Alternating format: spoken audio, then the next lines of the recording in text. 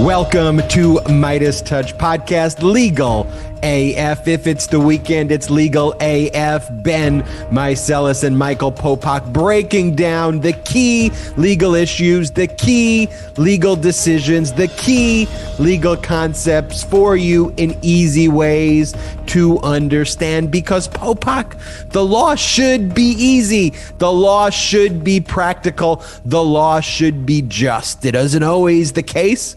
There's sometimes people want to try to overcomplicate this, try to use some big words to confuse, to juke. But at the end of the day, we will hold people accountable for insurrection, for violations of the law, and we will stand strongly on the side of democracy. Michael Popok, the Popokian, rage tweeting at Starbucks and other locations on his Twitter account. Popok is using the platform like you are basically, and I love Starbucks. I love it. They're not a sponsor, but you see me drinking it all the time. I like him too, without the rats, but okay.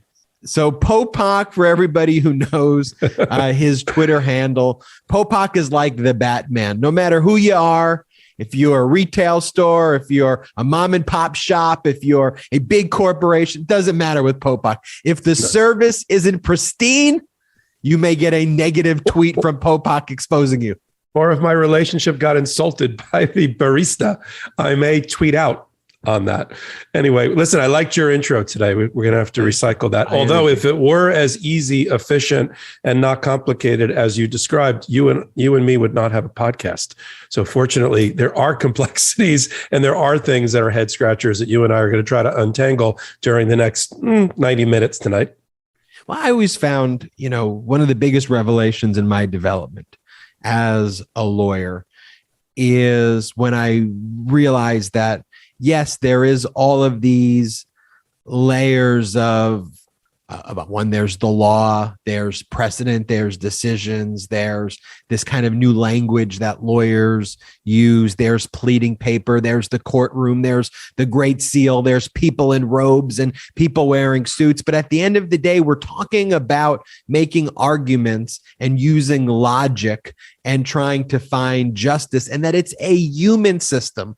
So people trying to find scientific perfection within the system may be so sorely disappointed when they find out that, wait a minute, the decision was reached because that's a Trump judge. And at the end of the day, you can over-intellectualize it, but that judge was appointed by Donald freaking Trump. And that's why they ruled that way, despite where the logic goes. But we try to break down those nuances for you. And let's get started. Michael Popok, the Popokian. Let's talk about Elena Branson, 61 years old. She's fled the United States in 2020 when she was being interviewed by the FBI. She started a group in the United States. It was called like New Yorkers for Russia, which the Russian Center of New York. The Russian Center of New York, which may have been the tip-off there. But she was recently indicted for violating a law known as FARA, the Foreign Agent Registration Act, and additional crimes of encouraging others which to we've violate. Talked about, you and me, about Rudy Giuliani and Ukraine.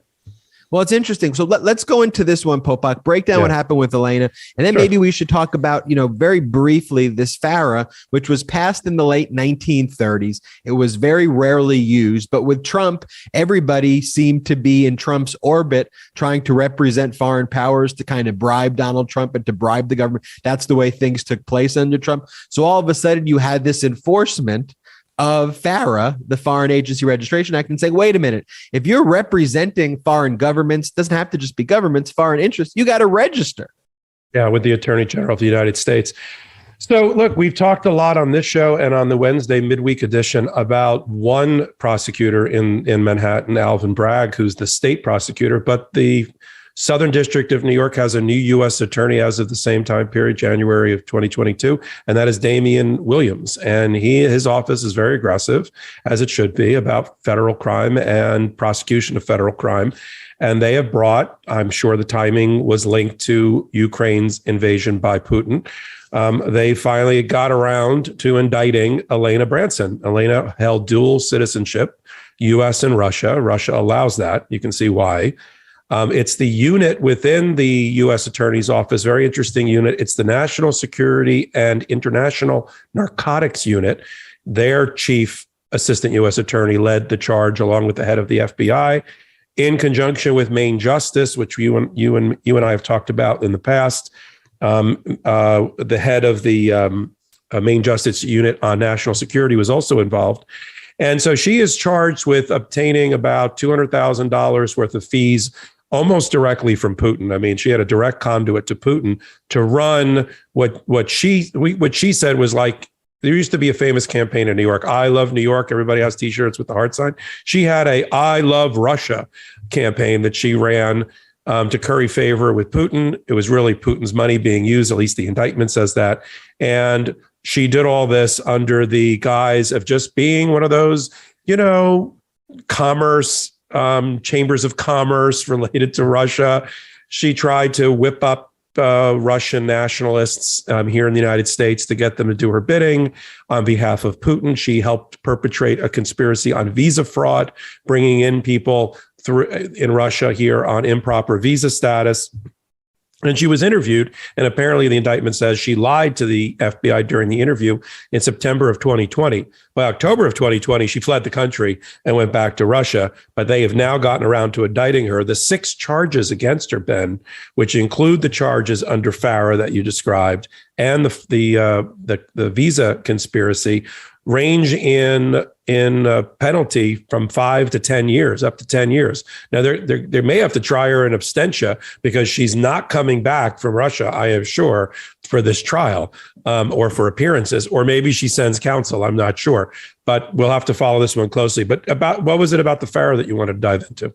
Well, first off, Popok, I want to say, great outfit that you're wearing. I rarely reflect on what we're like literally wearing the exact same. We rarely reflect each other in dress. And the fact that we're both wearing a V-neck, for those that are listening, not watching, we're both wearing very attractive, probably cashmere-like V-neck sweaters, which we did not coordinate prior to when I turned on the Zoom this evening. I was as surprised as anybody that Ben was wearing a very similar. I'm wearing a slightly darker color, but it's all in the vein of blue because the Democracy Party that we represent and that we are a part of, every shade of blue is welcome. LegalAF uniform. So Popok, the Foreign Agent Registration Act, FARA for short, FARA, was enacted in 1938, and it requires certain agents of foreign principals who are engaged in political activities or other activities specified under the statute to make periodic public disclosures of their relationship with the foreign principal. The foreign principal doesn't always have to be a government. It could be a foreign interest.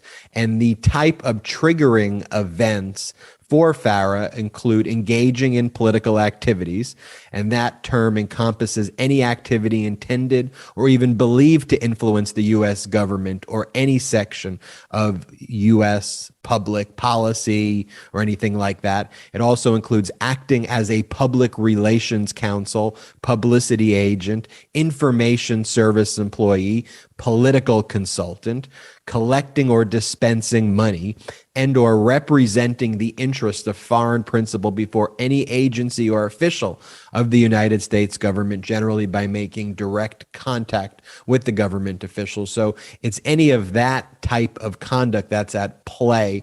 And as I mentioned earlier, the FARA statute really hadn't been used that frequently, but there was like 100x FARA prosecutions in like the past 5 years compared to any time before when the FARA statute was actually utilized.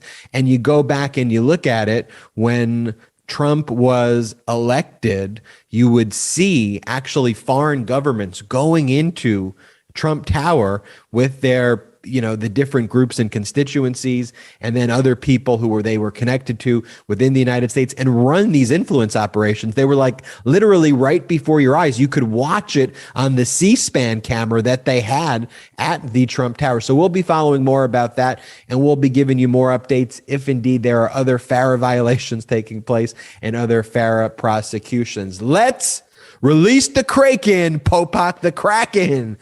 Was it Kraken or Kraken? Let's release the Kraken, Popok. It's from the movie, so it's the Kraken. Release the Kraken, Popok. So what is going on with our friend? I'm just joking. She's friend of the show. Sidney Powell. Well, the Texas Commission for Law Discipline, Popok, that's like their bar association. Yes. Yeah. So they just sued Sidney Powell in the District Court of Dallas County, Texas, seeking discovery pursuant to complaints that have been filed by pretty much everyone from the Michigan governor's office, the attorney general, the secretary of state, and all of these lawyers. And, the Texas Commission for Law Discipline could also, if they wanted to, do it sua sponte, because this was all right in front of their eyes. But this relates to all of the frivolous lawsuits, election lawsuits, and actions that she brought. Her failure to, even when the law made her cases irrelevant, she kept the cases on the docket. She would even do just some of the sleaziest things in the world. Like, one of the things she would claim was that there wasn't an appropriate certification from, I forget whether it was, Smartmatic or whether it was Damien, whatever her claims were. Smartmatic was just based in LA. Like, the whole Smartmatic thing they were both completely made up. With the Smartmatic claim, though, it's like Smartmatic only provided machines in Los Angeles County, but they tried to claim that Smartmatic, we'll talk more about that, but that Smartmatic was somehow the parent company of Dominion, just complete and utter lies. Owned by the Venezuelan government and Hugo Chavez. But she would do things in her court filings, like she would crop out the certification dates. And then she would say, see, these voting machines don't have certifications on them by Dominion or another election service. So therefore they were subject to fraud. And then it was like, no, you literally just cut it out of the filing. Just entirely horribly unethical things. The Texas Commission here that does their ethical supervisory role, they're doing the right thing here, Popok. Anything else going on here that people should know about with that? It just shows you that Sidney Powell and the rest of them, Giuliani and the rest, their lack of ethics knew no boundaries. And one of the things that's the basis for the Texas Commission for Law Discipline is that what you mentioned, that in filing these cases in the big battleground states, including in Michigan, she never let the facts, procedure, or development of the law get in her way. She just continued to maintain these cases. First, she didn't do what you're supposed to do as a lawyer, which is use due diligence and good faith in developing the facts, make sure you have facts to support your case. And then all of her facts, of course, a lot of them were fraudulent or defamatory, which we'll talk about in the next part of the segment here this evening. And she but perpetrated the big lie through these filings and then thought there would be no repercussions. Well, as long as she doesn't want to hold a bar license ever again, I guess she's right. There are no repercussions. So you already got Giuliani, who lost his bar license in New York and has not been reinstated. I assume this is the beginning of the end of her bar license in Texas. I don't know where else she holds her bar license. But yes, I think it was a bad day for her. She had a procedurally okay day in a New York case that we're going to talk about involving Smartmatic. You want to talk about that next? Yeah. And so there's a headline that, if you're not immersed in the law, you may think was a win for Sidney Powell. And Popok and I will explain to you why it was really just a procedural delay. That's kind of the MO for these kind of Trumpers and the people in the Trumper orbit. So Smartmatic, which again was only based in Los Angeles, they filed defamation cases. The defamation case we're now talking about is one before the New York Supreme Court. That's their lower court. Again, that's going back to the beginning of their trial court. Is called the Supreme Court, where normally you would go, isn't the Supreme Court the highest court? Well, in New York, that's the Court of Appeal, which is strange, but you just have to know the language. But in front of the trial court, this was the case Smartmatic brought against Fox News, Lou Dobbs, Bartoloma, Sidney Powell, Giuliani. Jeanine Pirro. Yeah, all of those people, they moved to dismiss, and they moved to dismiss citing a number of things. One of the things they cited was New York's anti-SLAPP statute. Popok, you want to speak briefly? There's a little bit of nuances in that New York's anti-SLAPP statute, but it basically creates statutorily this higher bar, this reckless or intentional conduct as amended that you have to prove in the upfront. Tell us a little bit about that and how that was in play here. The short of it is, though, for everybody listening and watching, the court denied the motions to dismiss by Fox and all of those other people, other than Sidney Powell. The court dismissed Sidney Powell purely on jurisdictional grounds, saying that the New York court, based on the location where Sidney Powell said it from, where she engaged in the defamatory conduct. Like, whereas Fox and all of these broadcasters are based in New York, the communications arose out of New York. So a New York court has jurisdiction over it. Like, we can hear the case here. She's saying, I said these things in another state, in another area, in another location. And the New York State court said, you know what? We're not commenting on the conduct. If the court was going to comment on the conduct, it would have had the same results as everybody else, likely, right? I mean, who the court denied the motion to dismiss. But the lawyers for Smartmatic who filed this lawsuit, this is buried in a footnote in the order, though, they already filed against her in the federal court in Washington, D.C., anticipating that this may have happened. Yeah. So Sidney Powell's not off the hook. But briefly, Popok, this anti-slapping, if you want to put any additional flair to my analysis there? No. I mean, we've talked about anti-SLAPP before. Cuomo signed an order while he was still governor that expanded. New York had a very, very narrow strategic lawsuits against public participation, SLAPP, anti-SLAPP provision. It was only related to things like zoning law and that kind of thing.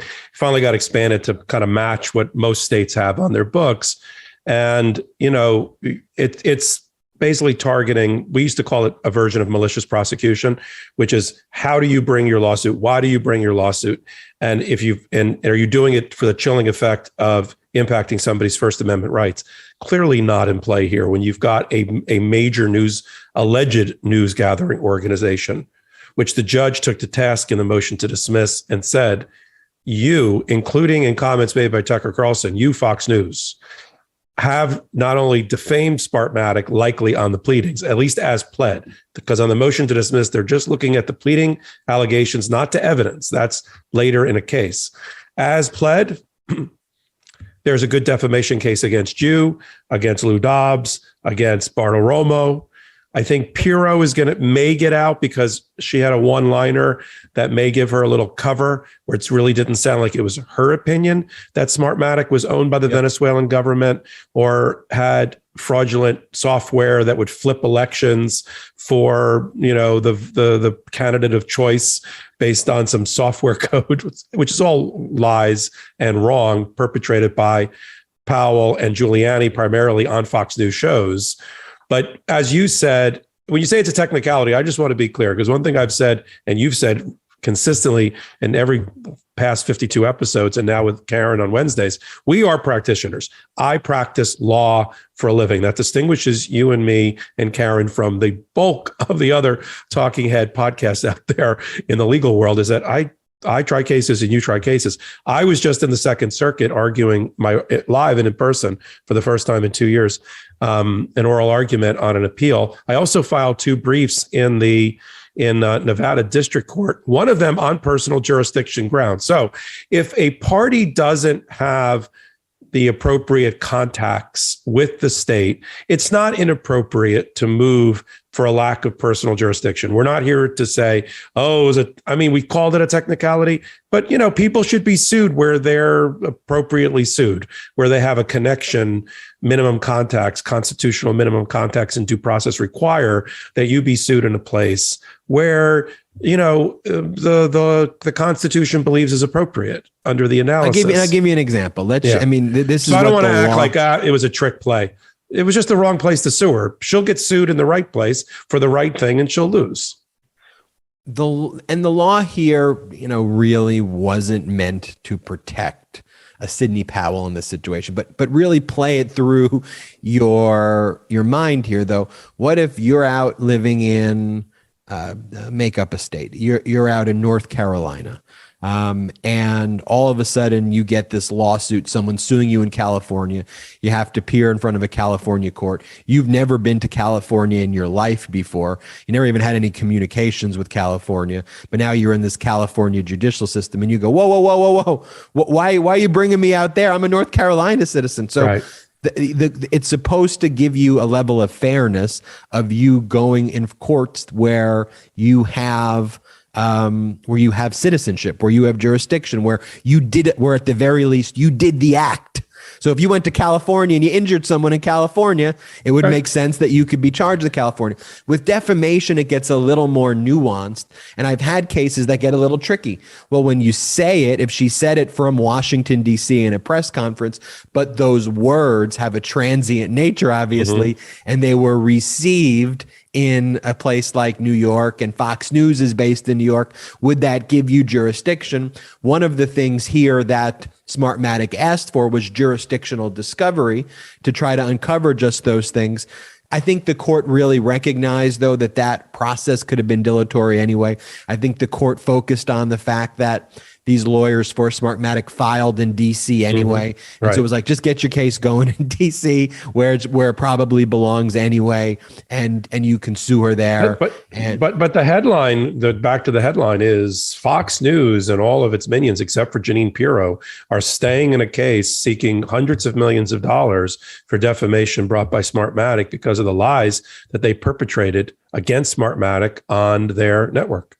And by the way, Sidney Powell's comments were big evidence to keep Fox in it. So, and Tucker Fox Carlson giving her the platform was one of the reasons they're in it. So she's not getting off the hook. No. I want you to know that. But Popok, it's actually a good way. It's not necessarily the order we were going to take these, but because we're talking about anti-SLAPP, one of the things that Trump wanted to do recently in the federal case filed by E. Jean Carroll before Judge Kaplan is he asked the judge there, now that he's hired another group of attorneys, I want to amend the complaint that I want to amend the answer that I have. An answer is the response to E. Jean Carroll's complaint. And I, Donald Trump, ooh, that's disgusting to say that, but Donald Trump said, get grossed for a second. Donald Trump said that he wants to add a counterclaim to sue E. Jean Carroll under the anti-SLAPP statute in New York, which actually allows for an affirmative cause of action, a claim where you can countersue if the claim being brought against you is frivolous, reckless, and all of those things and shouldn't be brought, and in furtherance of public speech. And Judge Kaplan, same federal judge who heard the Prince Andrew case and denied those motions, federal judge, not only did he reject Trump, it was a scathing opinion saying that Trump is dilatory, basically calling Trump out as a pathetic litigant. He used the words pathetic litigant, but like these tactics were harassing, harmful. Kaplan said basically, we know what you're doing with all of these amendments. You've just tried to delay and delay and delay. And Judge Kaplan said, I'm not going to allow you to delay it. So no, I don't think you have any chance of prevailing by asserting a counterclaim. I won't let you do it. And even if I considered you now requesting this, like a year plus after the anti-SLAPP statute was amended and updated by Cuomo and the New York legislature. So if you really wanted to do this and add this, you should have done this a long time ago. Who is her? Do you have the case? Do you have the suit there? Did he use that firm from Bedminster, New Jersey again, or did he pick up another firm? The firm that he had in that one, I believe, is that one. What was the lady's name who's been representing? Yeah, I'm gonna pull it while we're talking. But if let's just before I make a comment, let me make sure that's true. So look, I know you've had E. Jean Carroll. It's Elena Habba.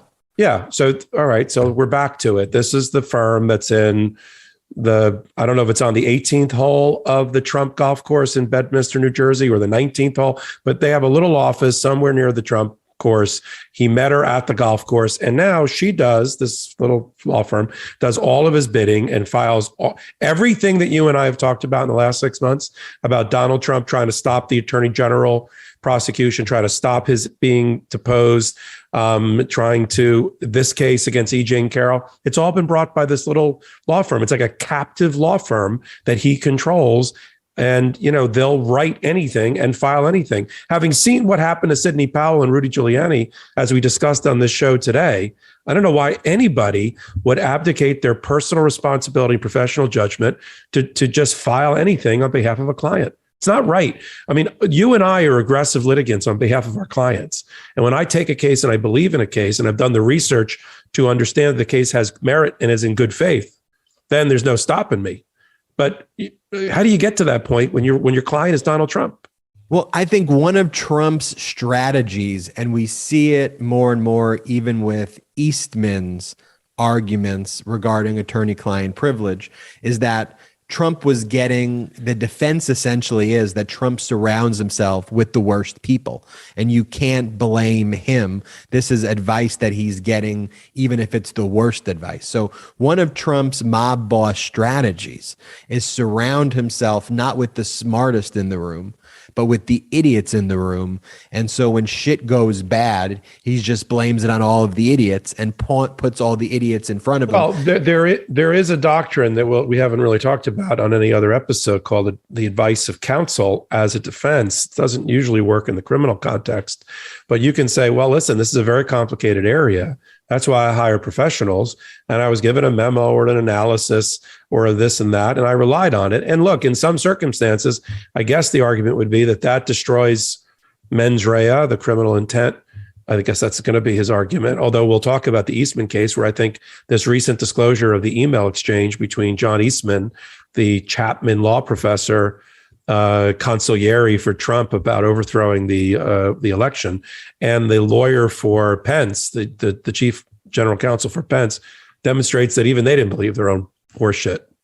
So where are we at now with the E. Jean Carroll case? Let me tell you. So the Second Circuit is now, before it is whether or not the Department of Justice can substitute in as a defendant if the Second Circuit allows that to take place. This was the highly controversial decision by Merrick Garland to continue the policy by the DOJ of his predecessors in the Trump DOJ. And if the DOJ is permitted to remain, for all intents and purposes, that would dismiss this case because of a doctrine called sovereign immunity if the United States government is allowed to substitute. And Judge Kaplan, who we just talked about, denied it. Not only did Judge Kaplan deny it, Judge Kaplan said, I'm not even going to hold back discovery. Discovery can proceed. Interestingly, the tactics by E. Jean Carroll's counsel,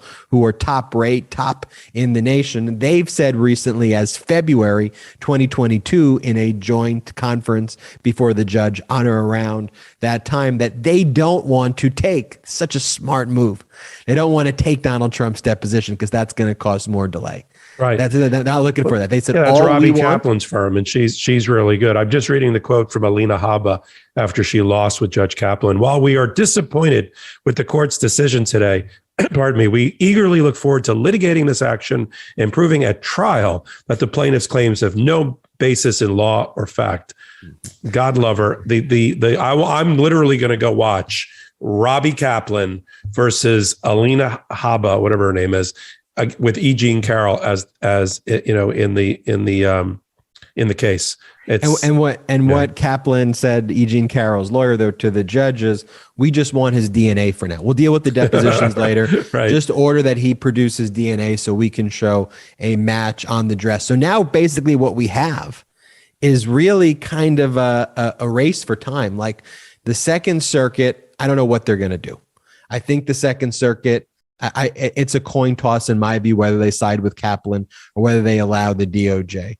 Unfortunately, I think at some point the Supreme Court is going to probably side with the Department of Justice and Trump's position because we have a radical right extremist Supreme Court. Just to me, even the fact that you have the current DOJ supporting the Trump DOJ kind of gives that cover. It really is an unfortunate thing. Unfortunate doesn't give it justice what Merrick Garland did there by having his DOJ consider that. It's kind of being too cute by half or trying to be, oh, look how fair we're being. We're following the previous policy here. But in a case where E. Jean Carroll is asserting defamation because Donald Trump is lying about raping her, our government, in my view, should have no place whatsoever in substituting as a defendant for Donald Trump. He was right. He wasn't Donald Trump POTUS when he made those comments about her. He was Donald Trump talking about his sexual assault and abuse of a woman, 20 years or earlier when he wasn't president. I just don't see why they try to do that. I agree with you on your position about Jean's case. Absolutely. Stephen Miller on his family plan, filing lawsuits against the Jan 6 committee, and Mark Meadows registering to vote in random dudes trailers. More to come on LegalAF. But first, I want to talk about our partner, Athletic Greens. Oh, I love Athletic Greens. They say the proof is in the pudding. The proof is in the green right here, and it is in the video. Go back, look at videos of me before I took Athletic Greens. Literally 4 months ago, before Athletic Greens was a sponsor. You will not see the same in shape, excited. You'll see a little bit of a lethargic Ben. And at that time, I was still taking vitamins. I was still running outside. I was still taking the vitamin gummies and the pills, but I was mixing and matching and didn't know what I was doing. But then I discovered Athletic Greens and their superfood AG1. And with one tasty scoop of AG1, it contains 75 vitamins, minerals, and whole food sourced ingredients, including a multivitamin, multi-mineral, probiotic, green superfood blend, and more in one convenient daily serving. The special blend of high-quality, bioavailable ingredients in a scoop of AG1 work together to fill the nutritional gaps in your diet, supports energy and focus, and aids with gut health and digestion, and supports a healthy immune system, effectively replacing multiple products or pills with one healthy and delicious drink. As the research changes, so does AG1. And while most nutritional products don't update, AG1 has updated 53 improvements over the last decade with the best third-party testing in the business, in my view. It's lifestyle friendly. Whether you eat keto, paleo, vegan, dairy-free, or gluten-free, it contains less than 1 gram of sugar. It's got no GMOs, no nasty chemicals or artificial anything, while keeping it tasting so fresh and so good. So join the movement of athletes, lifeleets, moms, dads, rookies, first timers, legal AFers. I see all of you posting photos with the Athletic Greens and feeling the same way it makes me feel, and join this movement. That's essential nutrition. And to make it easy, Athletic Greens is going to give you an immune supporting free 1-year supply of vitamin D and 5 free travel packs with your first purchase if you visit athleticgreens.com/LegalAF today. Again, simply visit athleticgreens.com/LegalAF. And I also want to tell you about our partner, Masterworks. And I'd like to think of myself as a fairly intelligent guy. I know how to put my pants on the right way. I will support that. I will support that you're fairly intelligent. I know how to put my pants on the right way, and a thing or two about the legal system. Popok, are you writing this script? But I am just going to get real here. Does anyone really understand this hype around crypto? I mean, it's up, it's down, extreme price swings to the left and the right. Some confusing stuff here, but there's an alternative investment that may be easier to understand. Blue chip art. That's right. Artwork. It's been around longer than our judicial system. Truth. And some savvy investors have been spending their money on art for generations. And today's sponsor, Masterworks, is democratizing art investing and allowing everyday investors to add blue chip art to their portfolios. According to Citibank, art prices have outpaced the S&P 500 from 1995 to 2021. Artwork has a long investing history and has the potential to hold value over time. But back to Masterworks. They're the first company to fractionalize blue chip art. That way you can purchase shares representing an investment in multi-million artwork without needing a trust fund or a slush fund. Imagine that. All of us, me, you, Popokian, we can invest in paintings by iconic artists like Banksy and Monet. If this sounds like a revolutionary idea, that's because it is. And everyone from Bloomberg to the Wall Street Journal's talking about them. And our listeners will get priority access to their latest offerings. Just go to masterworks.art/LegalAF. Again, masterworks.art/LegalAF. Tell them we sent you. Go to masterworks.art/LegalAF and see some important disclosures at masterworks.io/CD. Popok. Let's talk about Stephen Miller. The Stephen Miller lawsuit against the January 6th committee, when I read this first paragraph, I kid you not, Popok, I was cracking up. I'm just going to read the first few paragraphs. This is the lawsuit, ladies and gentlemen, brought by Stephen Miller, senior advisor of the United States, to President Donald Trump, against the United House Representatives Select Committee and Benny Thompson. I just want to imagine Benny Thompson getting this document. His associate or staffer, or aide, whatever, gives him this document, and he starts reading. Complaint for declaratory and injunctive relief. Remember, the January 6th committee just subpoenaed the phone records of Stephen Miller regarding his involvement in January 6th. And it starts off. Plaintiff Karen Drive Apartments LP is a California limited partnership formed in August 1997. Karen Drive is the subscriber for a T-Mobile family plan phone account that is used by Michael D. Miller, Miriam J. Miller, and their children, including plaintiff Stephen Miller. Quote, family plan account.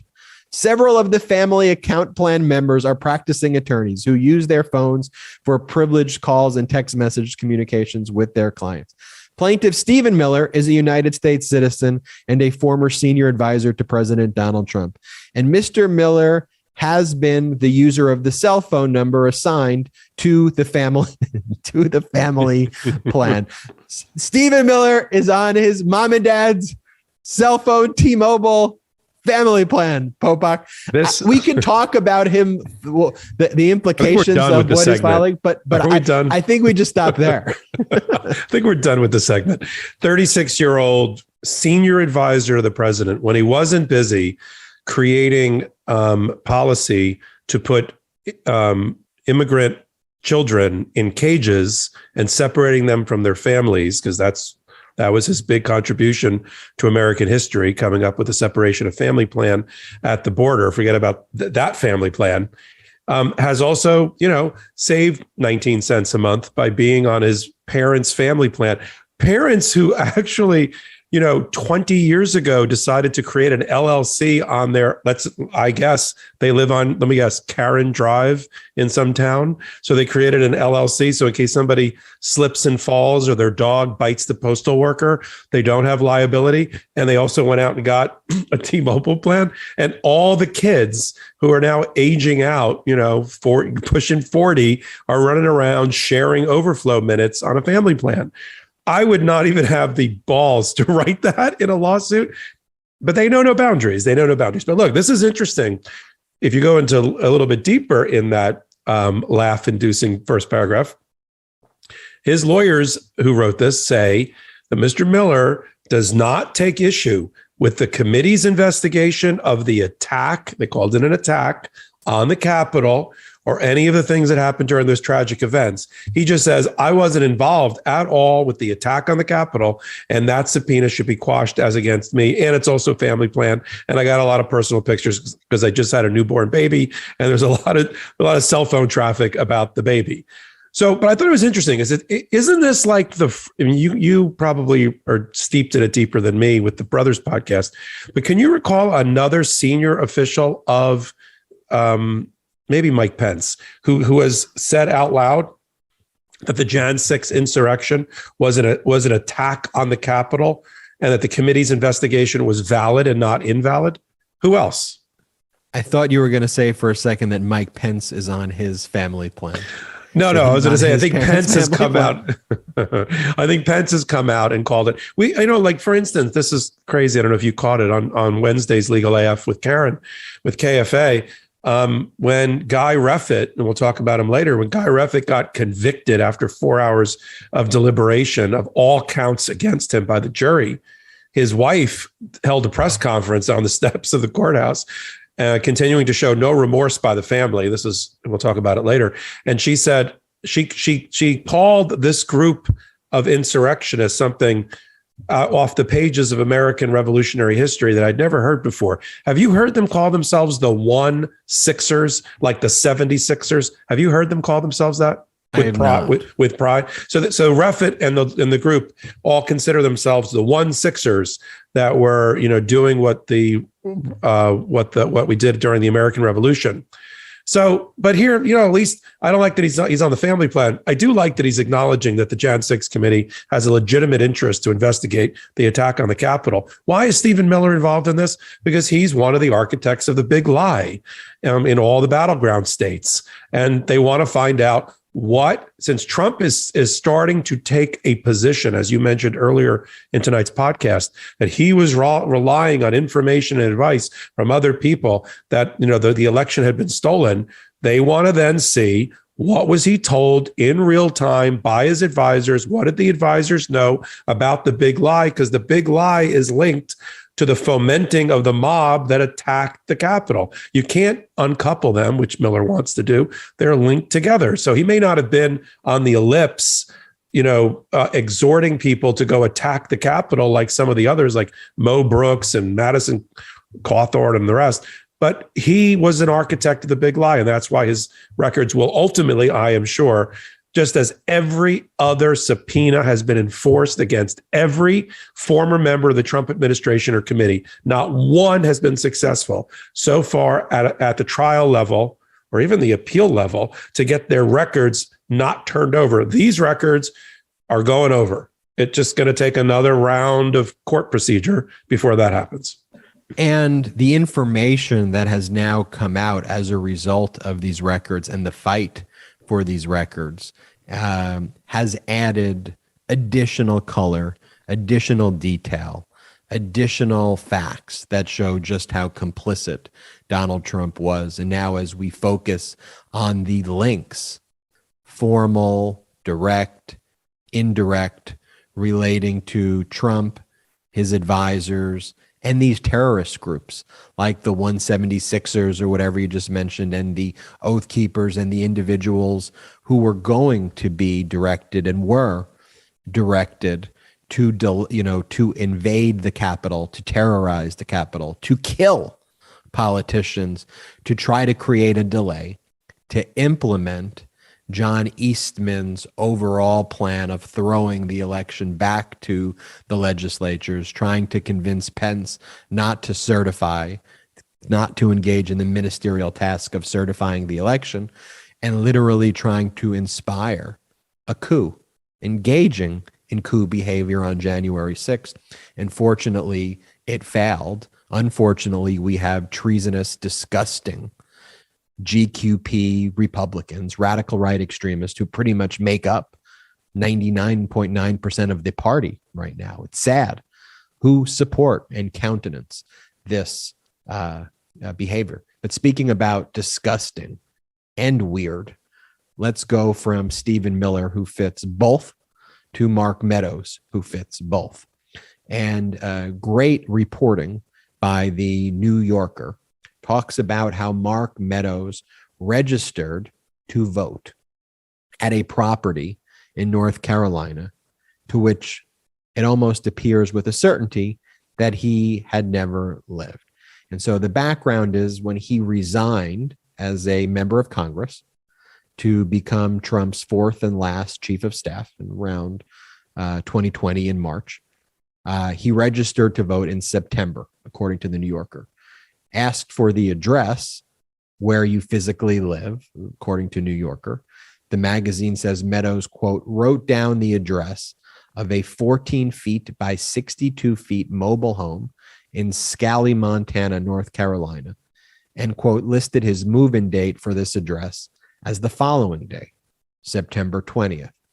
Quote, Meadows does not own this property and never has, the New Yorker said. Quote, it is not clear that he has ever even spent a single night there. The New Yorker then goes to speak to the current owner of this mobile home, who says, quote, I've made a lot of improvements, but when I got it, it was not the kind of place you'd think a chief of staff of a president would be staying. And told of Meadow using this as the address, the individual says, that's weird that he would do that. By the way, before you move on, I do love the fact that just in human nature, the guy's first lead was, I've made a lot of improvements to my double wide, but not enough to house a senior member of the Trump administration. I just love the human quality of that. It's really great reporting, but it's also a crime, Michael, right? I mean, you can't just make up fake residences. Like, what in the world is this? What is he doing?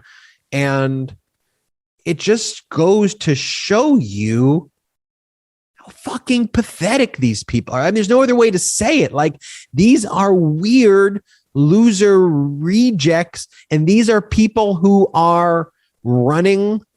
They're evil too. I mean, the most paramount, they're evil, but there's like no redeeming quality in these people.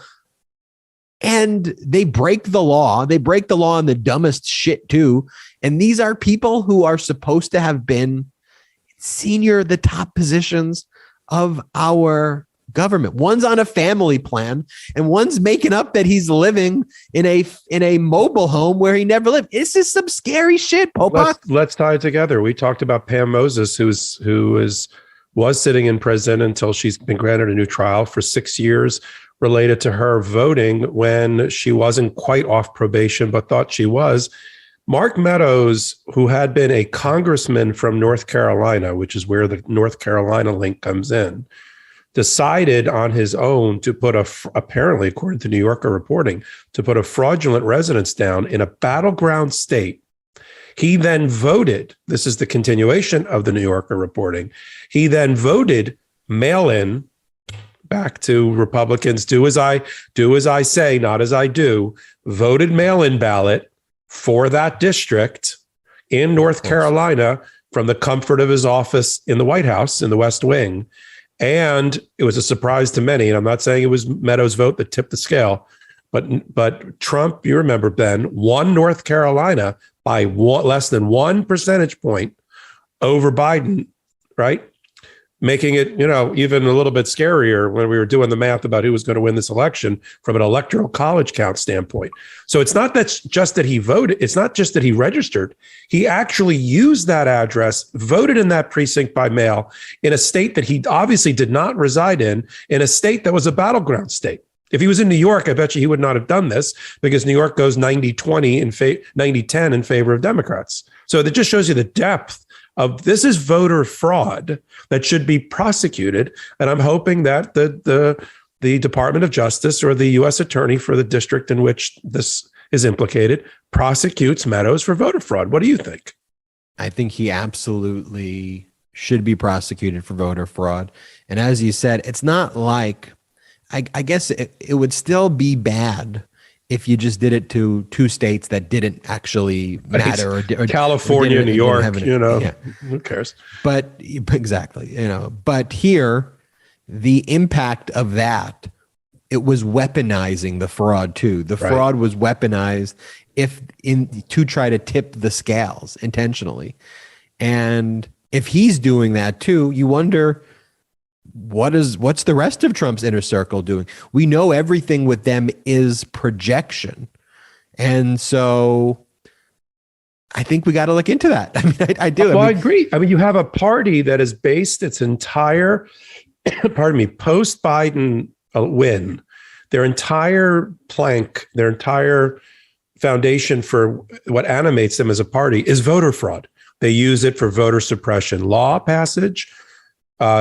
Your favorite governor down in Florida, the state that you think I'm from, has just created a police force to investigate voter fraud. Why don't you start with the voter fraud that's being perpetrated by your own party, including at the highest levels by Mark Meadows and others? I think a nice transition for purposes of the transition, not nice in terms of the perpetrators. Transition's nice. is talking about what's going on. And this is an update from the last LegalAF regarding John Eastman, was a law professor at University of Chapman School of Law. It's a school in Orange County. John Eastman has purported to be, we'll take his representations as true, that he was Donald Trump's lawyer and acting, according to him, in a capacity as Donald Trump's lawyer on January 6th, which, based on the horrific and horrible things that John Eastman was saying and what we know his role was in dealing with third parties in trying to prevent the certification of electors and try to give the election to state legislatures to ultimately decide the election, to legalize the coup and through unlawful means and trying to violate the law. We've seen, this is why Eastman saying that he was acting in Trump's capacity as a lawyer, though, is not good news for Trump, because Eastman's emails that we've now unearthed with the January 6th committee is to Pence staffers, high-level Penn staffers, where Eastman says, I know I'm violating the law. He says, and here's this is a minor violation, he calls it. We would just get to throw it back to the states, but they know there's violations of the law. Those emails were not subject to attorney-client privilege because they're to third parties. It's not the private communication that exists between Trump and Eastman, but Eastman has claimed, out of now tens of thousands, I think almost 90,000 records, though we've kind of narrowed it down to about 111, right? 111 documents now from the 90,000, which he's now claiming are privileged. He has not substantiated really these privileged claims. He cited, you're supposed to produce, when you make a privilege claim, a privilege log showing what is privileged information, and his privilege log is very vague and ambiguous. So the January 6th committee went to the judge in California who's overseeing this. It's a California judge because Eastman's from California, going back to jurisdiction. So these episodes all have tie-ins, but that's why it's being heard in a California courtroom. And the January 6th committee asked the judge, Judge Carter, hey, look at these 111 documents. We trust you. Take a look at them and tell us. Eastman said, don't look at him. Don't look at him, Judge. Don't even look at him. Don't even look at him. Just trust me. And this week, a decision by Judge Carter is, I'm going to look at him. I'll look at him and then I'm going to comment on him after. But I'll look at him in camera. It's called IN space camera, CAMERA, which just means private. I'm going to look at it privately, not in front of the parties. So the Jan 6th committee isn't going to see him until I decide whether they're privileged or not. Which we use as a procedure. You and me as little lawyers and litigators, we're frequently asking the judges to look at things in camera. It's a very common thing. It's for the judge to make the ultimate decision without prying eyes on evidence or documents in this case. So I just want everybody to know it's a common tool in our toolkit to ask for, at the very least, an in-camera, court eyes only review of something. And the one thing that I would add to that, which gets slightly nuanced and in the weeds, though, is if that judge is also going to be your trial judge. Mm-hmm. In this case, it's not a trial judge because he's just ruling on the subpoena. So it's not like he's going to be hearing right. Actual trial. It's going back to Jan 6 committee for their investigation. It's going back to exactly. So if it's the trial judge who's reviewing it, sometimes you would have another judge or a private judge do the in-camera review. So in the event they were privileged, it's even privileged so the judge shouldn't see those records. But here, that's not an issue because there's not going to be a trial in front of this judge. He's just ruling on the documents. So he's doing the in-camera review here. So my prediction here, and I'll listen to your prediction, Popok, he's going to look at these documents and he's going to say, these are not privileged documents, and he's going to probably have a scathing opinion that we'll see in the next 20 days. Yeah, and I know you've talked about in prior podcasts, you've been in front of this judge, and you know what he's all about. And just to round out the square here from prior podcasts recently, this is the next step in the procedural process after the Jan 6 committee filed their brief last week, in which they claimed that one reason and that the judge needs to look at these things in camera, these 111 emails, is because perhaps the crime fraud exception to privilege, it has been implicated because they believe there's a reasonable likelihood that Eastman, along with Trump and others, has committed a conspiracy to defraud the government, not obstruct, but to defraud the government. And the judge is going to go look at that issue. But the headline for last week, if you remember, Ben, because we talked about it, was, God, is this the first time we've ever seen a filing by the Jan 6 committee suggesting that there's been a criminal conspiracy involving the president, which, we're going to follow up on because the Department of Justice is reading everything that the Jan 6 committee is filing and deciding for itself under its prosecutorial authority whether it's going to open investigations, some of which they'll announce, some of which they will not. And they will continue the investigation. I assume they're not, Ben, let's be clear. You don't think that the DOJ is ignoring the Jan 6 calling out a possible criminal conspiracy with then President Trump, do you? They are definitely not ignoring it, but they're parallel paths. The documents that the January 6th committee is getting, the DOJ is looking at. They're watching all of those developments. Ultimately, the power that the Jan 6th committee has, and this is where people may be underwhelmed by what the Jan 6 committee is ultimately empowered to do, though, is they basically write a letter at the end. They make recommendations and they can make a referral. They're not a prosecutorial entity, but they will start holding hearings soon. There will be public hearings soon, and they will be riveting public hearings soon. Oh, yeah. And they will be bipartisan.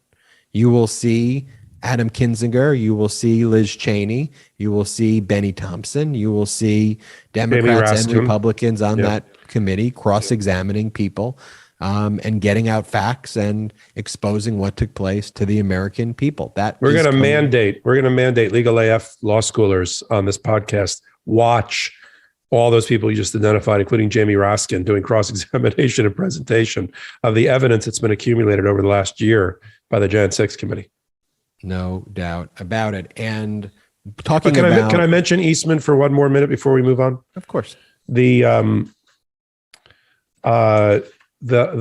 part that was most interesting to me is the disclosure in the filing of an email that's already out now. That's not part of Judge Carter's review, which is now known by the innocuous garden variety term Exhibit N, like Nancy, to the Jan 6 submission, which is a back and forth chain of emails between Eastman and the general counsel for Pence in real time, the days leading up to Jan 6th, the electoral count of Jan 6th, and Pence's role.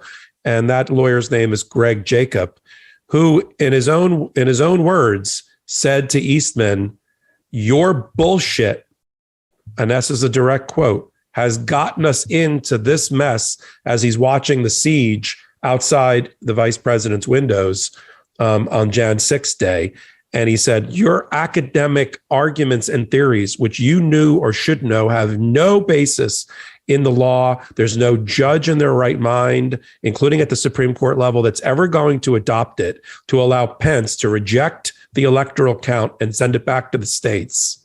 And that's where you mentioned earlier, even Eastman in his email exchange with Greg Jacobs, and this is what pops the balloon on Trump arguing that he had a reasonable belief that the big lie was true, because Eastman says, well, the House of Representatives and they've already violated the Electoral Count Act in a number of ways. Let's just violate it one more time.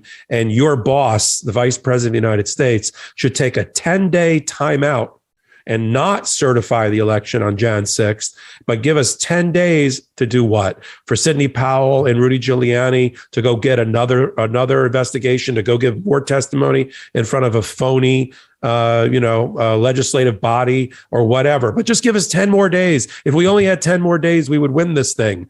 And Greg Jacobs literally said, your bullshit has now led to an attack on the Capitol. And so that email exchange, which was sort of like buried in the filings, could end up being a major piece of evidence against Donald Trump, especially his defense that, well, I didn't know. Everybody around me said it was legal. Wow, Popok. And as we're talking about Jan 6, the committee and DOJ, I think we would be remiss, although you did cover it on the Wednesday episode of LegalAF with KFA. You were so funny before. I was like, are we going to talk about Guy Reffitt? And you were like, we did. We did. I'm like, I understand that you and Karen did, but people could go back and listen to that episode and listen to what I like about what you and KFA do is you can really drill down into a lot of these for a full 30 minutes. And it happened that day. And you're right. We should always do the wrap, because that's our lane at the end of the week. People expect Ben and Popok to do like the wrap. And you're right. I had left it off our curated list because in my mind, I had checked it off that I had done it, but I hadn't done it with you. And so we need to do it now. Early on, when we started LegalAF, I would give Popok a yellow card, and I don't have the yellow card anymore because Popok's like artificial intelligence. He learned with the yellow card. So I'm not going to give you a yellow card, but you know what I'm going to give you? He's standing up. Oh God. I'm going to give you a blue sock featuring me and my brother's faces on it. That's like I thought you were going to give me a bumper sticker or a sticker or something. Oh, it's a good reminder. Everybody, we have limited edition bumper stickers.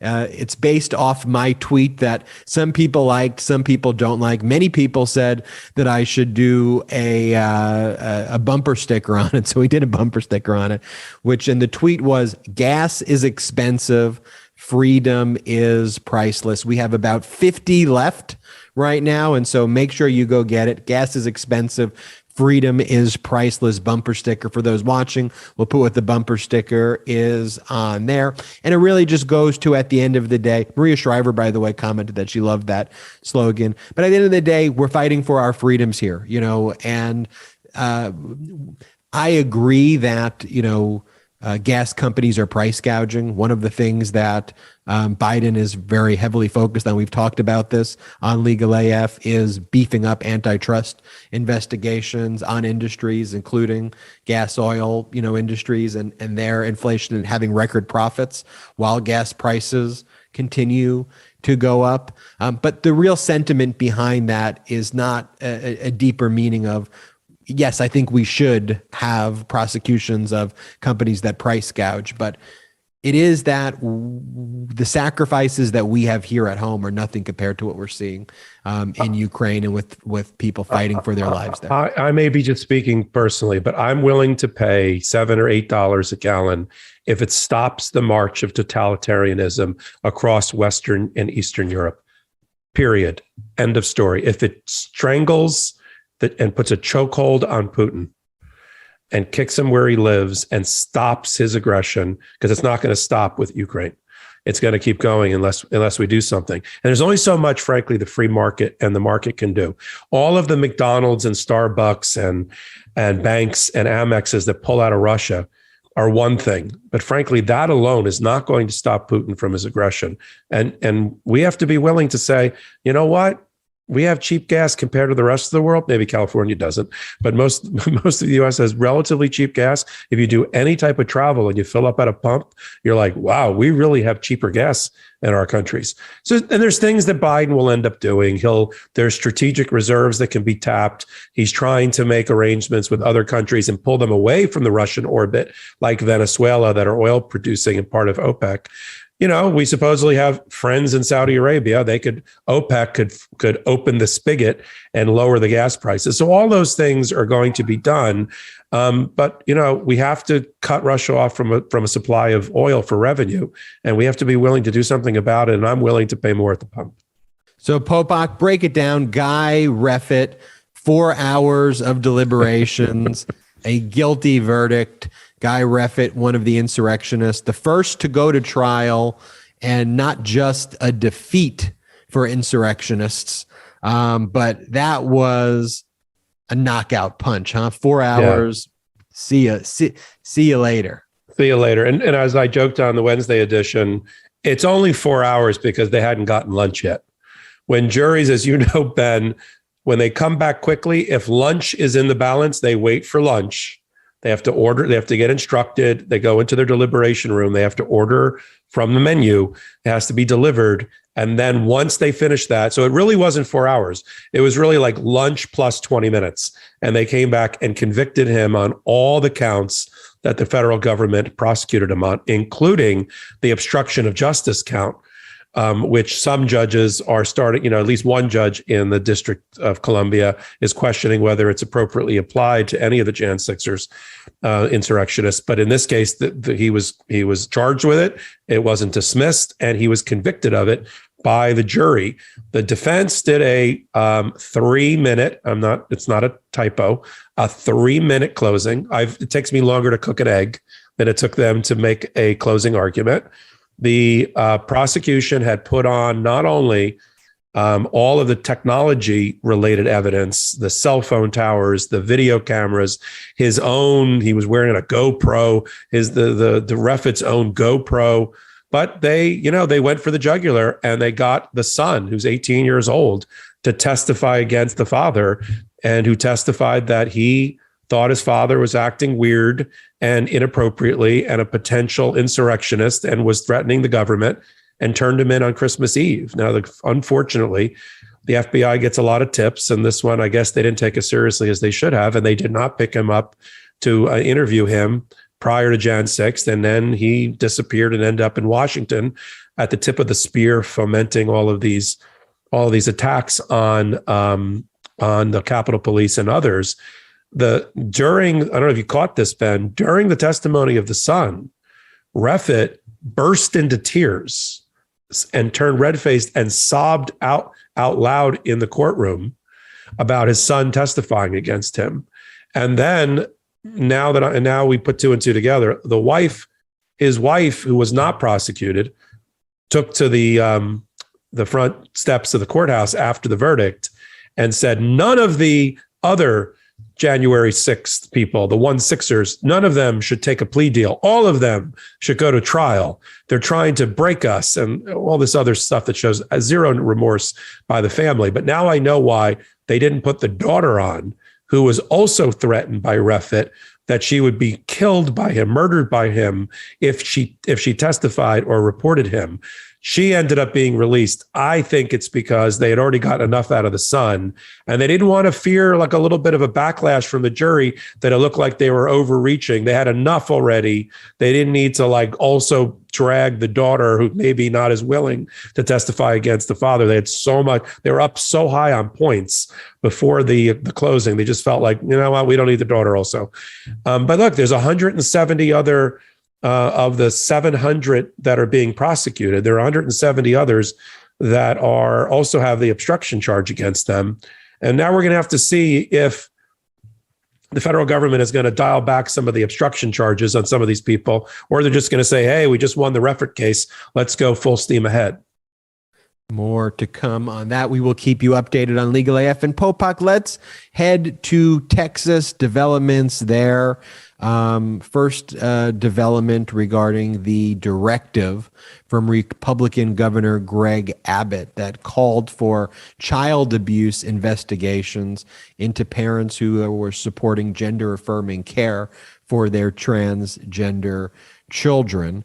And then I want to talk about SB 8, the bounty hunter law, very dystopian in Texas. I mean, they are modeling themselves off of despots like Putin, really attacking women, childbearing persons, the transgender community, and placing these communities in serious danger, separating. This is what would happen. It would, if these child abuse investigations take place, transgender children could and would be separated from their parents.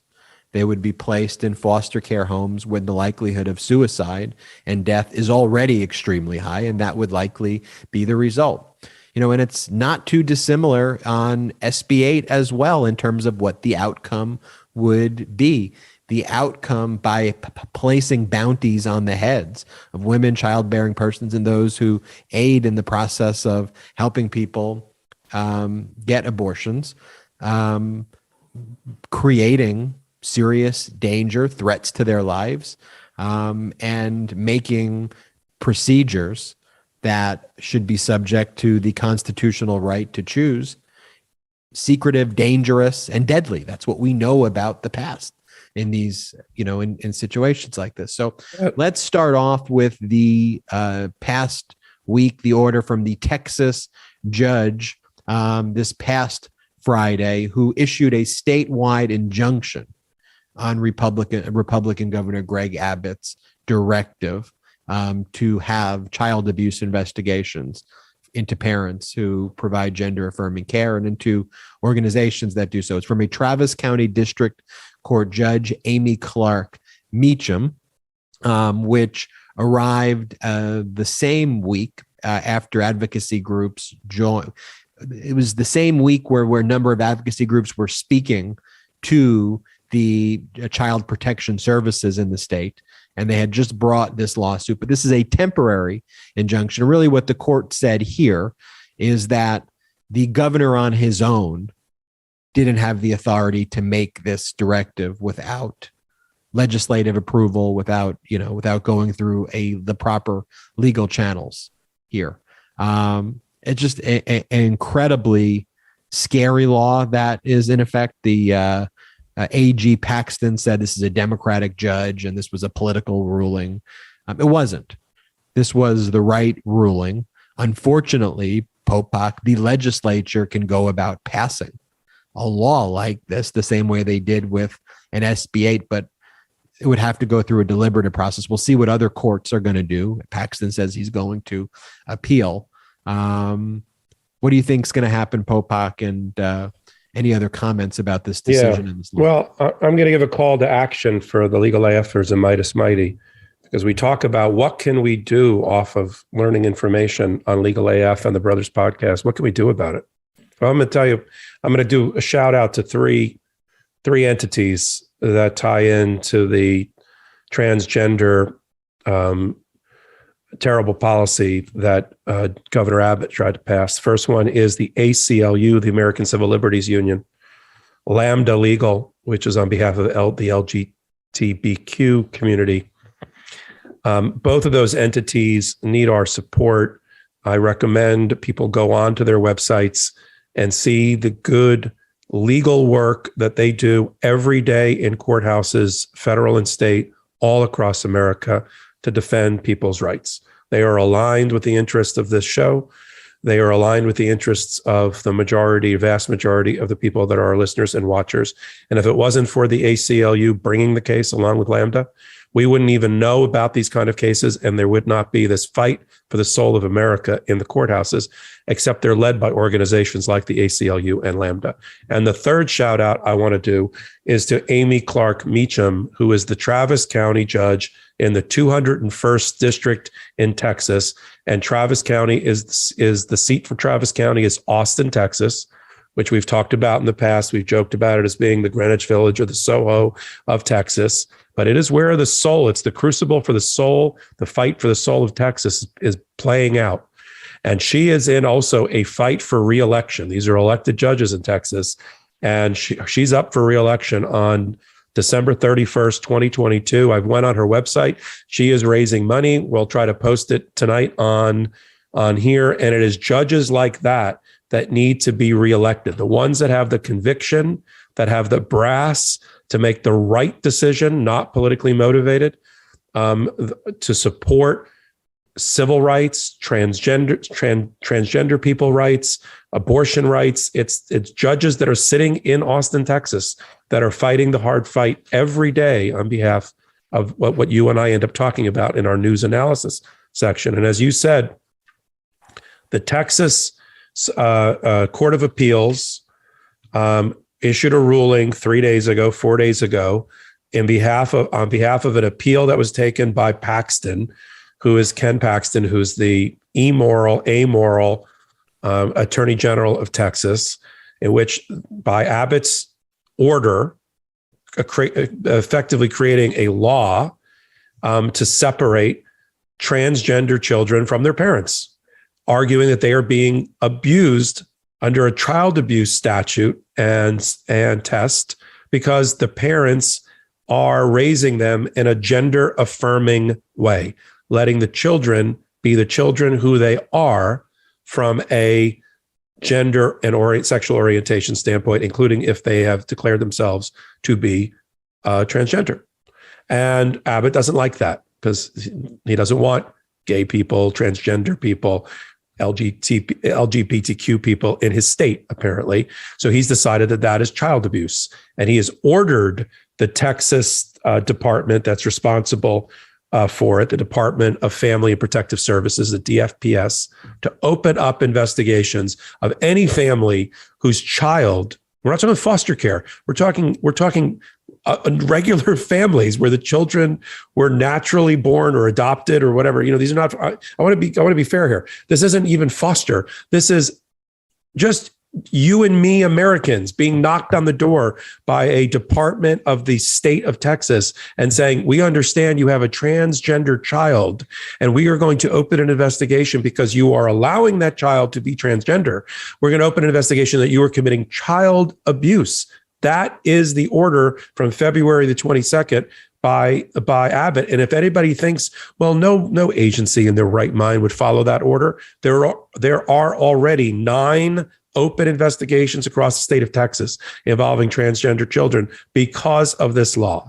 So originally the judge enjoined, the same Judge Meacham issued a temporary injunction against this law from being imposed or being executed or effectuated. And it went up to a Texas appeal court, who sent it back to the judge and ordered her to hold a hearing, a full and complete hearing on the temporary restraining order issues. And she ruled yesterday, Judge Meacham ruled, that it is more likely than not that the plaintiff, in this case, the one led by the ACLU and Lambda, will prevail on the merits of the case to find that Judge Abbott, I made him a judge already, Governor Abbott order, his directive, is improper legislative rulemaking. He can't do it on his own and is unconstitutional. But as you said, we know how the numbers play in the Texas legislature, and now some Republican right-winger state legislator is going to stand up like Monday and sponsor a bill that declares transgender children to be the subject of child abuse because their parents aren't making them, heterosexual. You and I are going to have to do an all Florida, all Texas special edition of LegalAF. And we sort of kind of joke about it, but the soul of our country is being fought in these Gilead states of Texas and Florida. I wish we didn't have to talk about these things, but we do. Now people who listen to us have to take it to the next step, support judges that we're talking about. Go and send, if you live in those districts, send emails and correspondence to the offices of these legislators and make sure these laws don't end up on the books of states like this. David Pepper, a politician, ran Democratic organizations in Ohio. He wrote a book about how states have become the laboratories of authoritarianism, whereas they used to be the laboratories of democracy and perfecting our union. And it's not just Texas and Florida. And we see, for example, Republican legislators in Missouri. They want to pass a law that would prevent women and childbearing persons from leaving the state to get abortions in other states. Cruelty is the purpose also, Popok. I mean, the knowledge, the literature that's out there and the outcome of removing the child, in this case, from their parents, placing them in foster care and separating families, the likely result is not going to be the ridiculous outcome that the Texas radical right pretend is what they think is going to happen. They know what's going to happen. Cruelty is the purpose. These individuals are going to kill themselves. I agree. I agree with you. There's no thinking Republican who can complete the following sentence that you and I have just developed here, which is Abbott's law is good because it will take from families transgender children who are being raised in a healthy environment and fill in the blank. I defy them to fill in the blank on that. Occasionally when I'm bored, I don't know why, I look at the trolls or some tweets that we get, and over, 99% of the things that you and I get communicated to us, either in our reviews of the podcast, which I do read with you, or in tweets the night of or whatever, are overwhelmingly supportive of what we're doing and appreciative of what we're doing. And that energizes us to keep doing it week after week. Occasionally you get a crackpot. I don't know how anyone can defend this policy as being pro-family, pro-human dignity, or appropriately a Republican or conservative position. I just can't, other than the cruelty that you're talking about.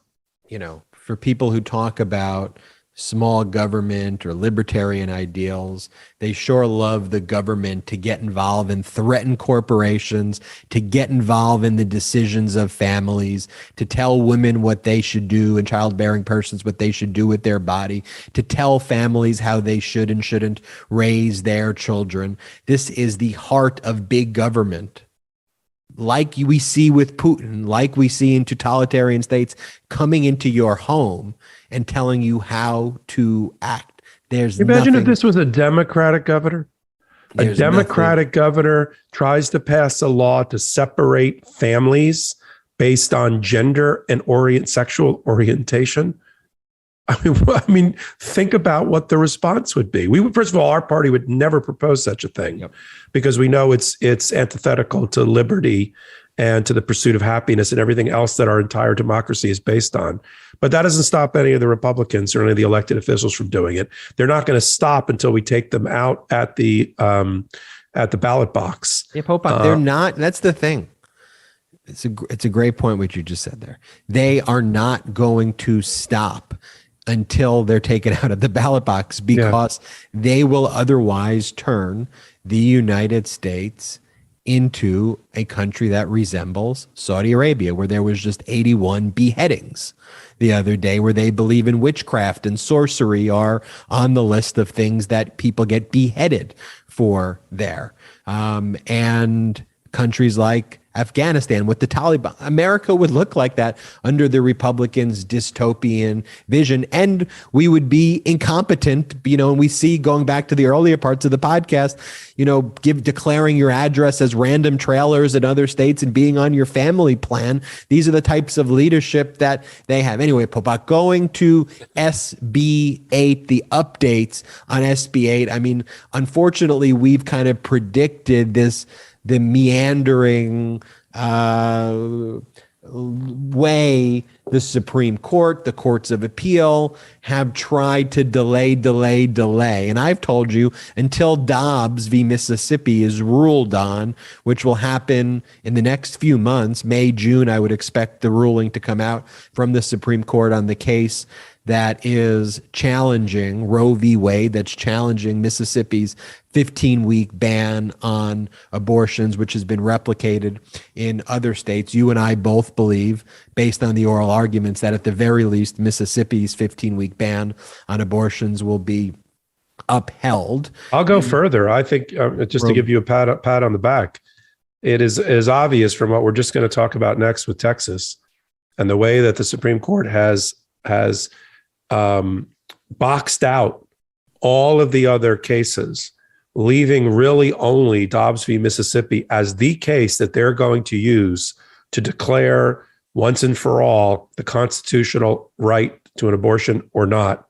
They've boxed out all the other cases. They don't want to handle the bounty case and SB 8. So they have found ways, procedural and otherwise, to kick it down, to kick that can down, even at the expense of tens of thousands of Texas women who are either being forced to go to term on pregnancies that they do not want, or in the cover of darkness, go to states where some states are suggesting they're going to criminalize cross-border attempts to come into another state to get abortions.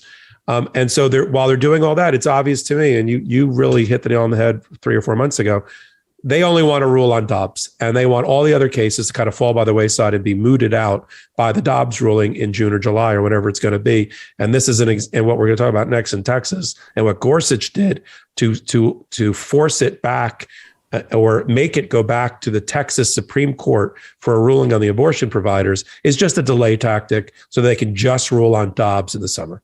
SB 8 provides no exceptions in cases of rape or incest either. And what the way the Texas radical right Republican extremists architected this is that private citizens, not the government, are bringing these cases. So when the laws were challenged, what the government can say, what the state agencies can say is, look, we're not even involved in this. We have nothing to do with it. This is just private citizens filing it. So you can't sue us to stop it. Arguably, who you can sue to stop it is after a lawsuit happens, a bounty lawsuit takes place. Someone sues someone for the amount of money that they're allowed to, and then there's a verdict in that case. Then that case could be challenged, but because of the deterrent effect of the lawsuit, because you can be sued for doing it and lose your livelihood, and no one's going to be performing abortion-related services or advice or guidance in the state. It's stopped. Anymore. There's no more abortions in the state of Texas. So what happened here is, a number of, agencies, the DOJ, people tried to stop the law, and the argument from Texas is, this isn't our law. We're not even doing anything here. It's How did it get on the books? Right? You got the wrong people. Right. And so the Supreme Court basically agreed with Texas that, we hear you on your constitutional arguments. We know Roe v. Wade is the law of the land, but these defendants that you're suing, the health agencies, the Texas Department of this or that, they're not the right people. And then the Supreme Court then said, I'm going to dismiss everything, but we'll let the Fifth Circuit, wink, wink, knowing the Fifth Circuit's a radical right extremist court. Maybe the Fifth Circuit can tell us what they think about one of the Texas, departments and their ability, to be involved in this case and whether they're a correct party. And then what the Fifth Circuit said, yeah, thank you, Supreme Court. Appreciate that. We're going to let the Texas Supreme Court make that decision. And let's see what the Texas Supreme Court has to say. Another lateral pass to the Texas Supreme Court. And then the Texas Supreme Court basically said, sorry, these government entities that you're trying to sue, these state agencies, they're not the right defendants in the law. You got the wrong people. We're sorry.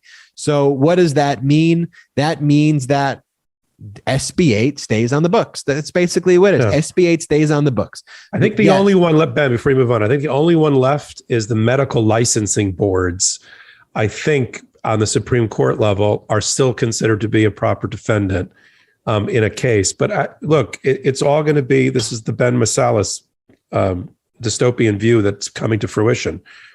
It's going to be Dobbs v. Mississippi. They're going to make their declaration about the Supreme Court's declaration about constitutional rights on that one. And they don't really care about Texas at this moment. And then they'll go back and backfill on cases like Texas and Louisiana and other places where abortion rights are still being considered, and then fill in the blanks related to that. But this case, they do not want this case to be the case, the vehicle upon which they declare new rights related to abortion. Yeah, but Popok, to be clear too, when the appeals court transferred it to the challenge to the state Supreme Court, asking it to answer the question whether any state official named as a defendant in the case, including the attorney general who was tasked with doctor licensing issues, to take action against those, the Supreme Court said no. So you think the licensing boards are out also? I think everybody's out other than private. For all purposes, it doesn't. It of course it matters, but what this means is that nobody's able. The way you would have to go about challenging constitutionality, as I read these orders, is when a private citizen sues, and after there's a verdict, the motion to dismiss the lawsuit that's brought by a private citizen would be that it was unconstitutional. But by the time that happens, the Supreme Court is going to rule on Dobbs v. Mississippi, and they will overturn Roe v. Wade, or at the very least uphold Mississippi's 15-week ban. It is an issue, Popok, that not a lot of people are focused on. But let me tell you this, when Dobbs v. Mississippi is handed down, mark this portion of LegalAF, it is going to be one of the most significant decisions in American jurisprudence, and the effect it is going to have, and the tsunami of emotions and people coming out.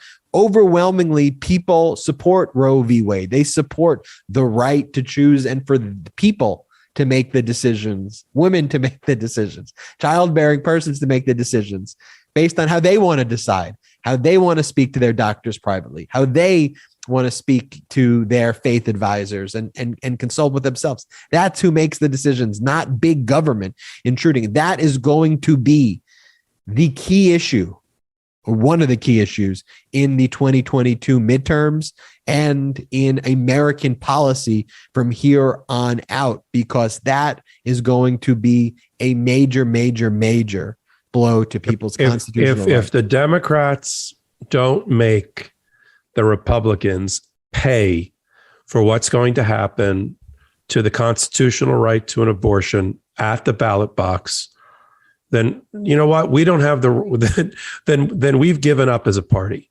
This will be the most critical issue, as you just described it, in our lifetimes, on a fundamental constitutional right. And it's about to be shredded by the U.S. Supreme Court. And if we don't make the Republicans pay for that at the ballot box, we should have our heads examined. And we're fighters. MeidasTouch was created because we're fighters for democracy. LegalAF was created because we're fighters for democracy.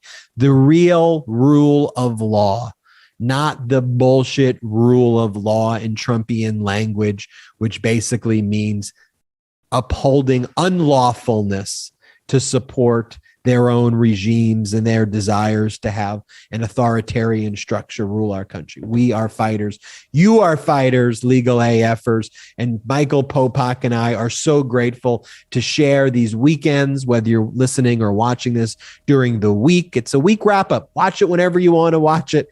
And continuing to support LegalAF, now the top legal podcast in the world, at least number one in Micronesia. So I think that is at least very good, and one of the top in all of the world. Thank you so much for all of your support. We covered a lot of law today. Special thanks to all of our sponsors on LegalAF, Masterworks, of course, Athletic Greens. Popok, thank you for joining me. Any final words, Popokian?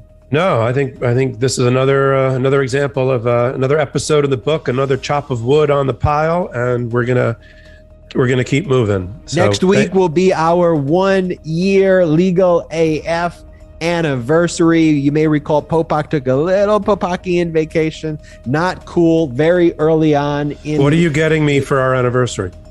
A blue cashmere sweater, of course. See you next time on Legal AF. If it's the weekend, if you're fighting for democracy, if you truly care about the rule of law, it's Legal AF. Shout out to the Meidas Mighty.